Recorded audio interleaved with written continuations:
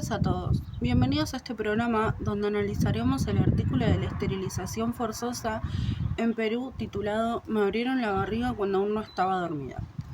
Este artículo relata las experiencias de las mujeres peruanas que denunciaron haber sido esterilizadas de manera forzada durante la década de 1990. Este artículo del programa de anticoncepción quirúrgica voluntaria implementado durante el gobierno de Alberto Fujimori. A través de los testimonios de las víctimas se conocen las consecuencias físicas, psicológicas y sociales de estas prácticas, así como la larga búsqueda de justicia y reparación que continúan realizando muchas de ellas. Antes de analizar los paradigmas y conceptos relacionados con este caso, vamos a presentar los actores sociales involucrados. Los principales actores identificados son las mujeres y los hombres esterilizados, especialmente las mujeres indígenas y de bajos recursos económicos, el Estado peruano y el gobierno de Fujimori que impulsaron el programa, el Ministerio de Salud y los profesionales sanitarios encargados de llevar adelante las intervenciones. Las organizaciones de víctimas como AMPAEF que acompañan los reclamos de justicia, el Poder Judicial, fiscales y organismos de derechos humanos que investigan los hechos. A continuación, comenzaremos con el análisis de los paradigmas identificados. Entonces, uno de los paradigmas que podemos identificar es el paradigma biomédico, también conocido como salud entendida como ausencia de enfermedad, que este paradigma se centra principalmente en los aspectos biológicos del cuerpo y considera que los problemas de salud pueden resolverse mediante intervenciones médicas.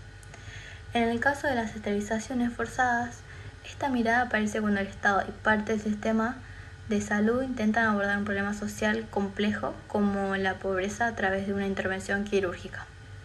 Las mujeres fueron vistas principalmente como capacidad de reproducción y el foco estaba puesto en reducir la natalidad y no en comprender las condiciones de vida de las personas. Además, muchas veces se priorizó el cumplimiento de metas de esterilización por encima de la voluntad de los pacientes.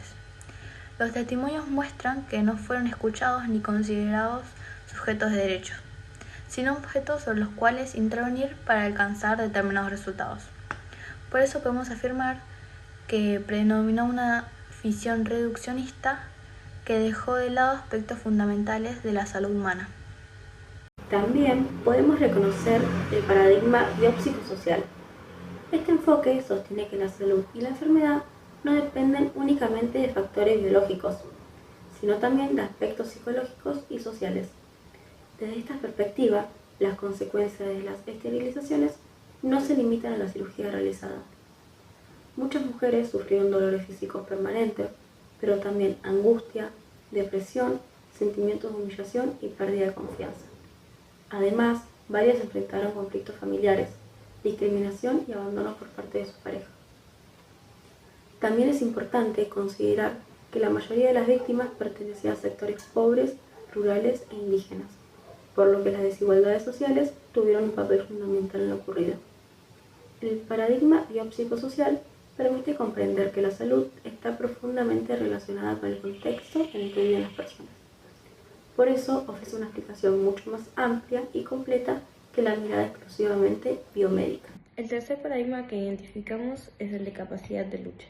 Este paradigma propone entender a las personas como sujetos activos que pueden organizarse y actuar para transformar situaciones injustas. En el artículo observamos que, a pesar del daño sufrido, muchas mujeres siguieron denunciando lo ocurrido durante años. Las víctimas se organizaron en asociaciones y participaron en reclamos colectivos para exigir justicia y reparaciones. Desde esta perspectiva, la salud no se define solamente como la ausencia de enfermedad ni como un estado de bienestar. También implica la posibilidad de enfrentar dificultades, defender derechos y participar activamente en la vida social. La lucha de las mujeres esterilizadas demuestra cómo las personas pueden convertirse en protagonistas de procesos de cambio y con reconocimiento. Por eso, este paradigma es tan importante para comprender el recorrido posterior de las víctimas. Ahora vamos a analizar el caso desde el enfoque de la complejidad. La complejidad plantea que los problemas de salud no pueden explicarse por una única causa, sino que son el resultado de múltiples factores que interactúan entre sí. En el caso de las esterilizaciones forzadas, encontramos dimensiones políticas, sociales, económicas, culturales, sanitarias y de género.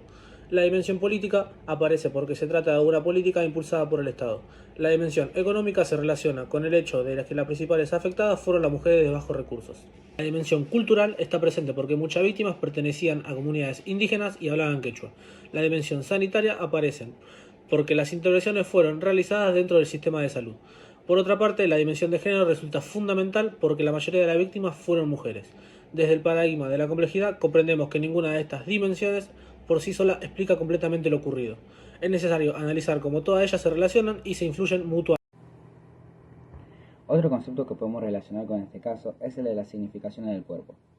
Este concepto plantea que el cuerpo no es solamente una realidad biológica, sino también una construcción social y cultural a la que se le atribuyen distintos significados. En el artículo observamos que los cuerpos de las mujeres fueron considerados por el Estado principalmente desde su función reproductiva.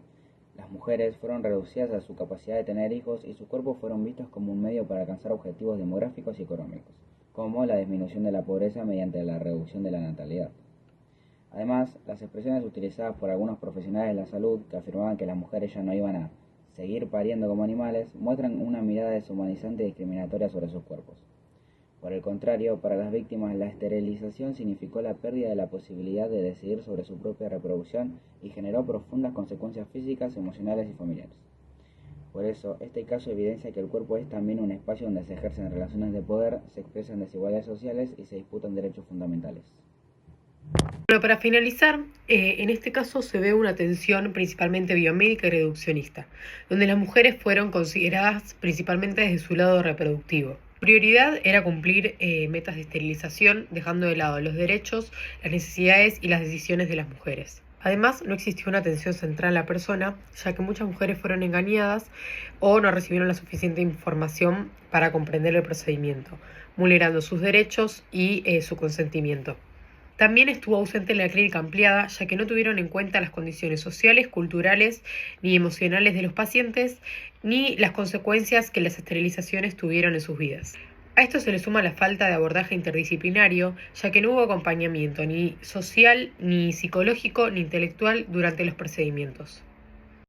A modo de conclusión, el caso de las esterilizaciones forzadas en Perú permite identificar una atención biomédica, reduccionista y autoritaria que vulneró los derechos de miles de personas.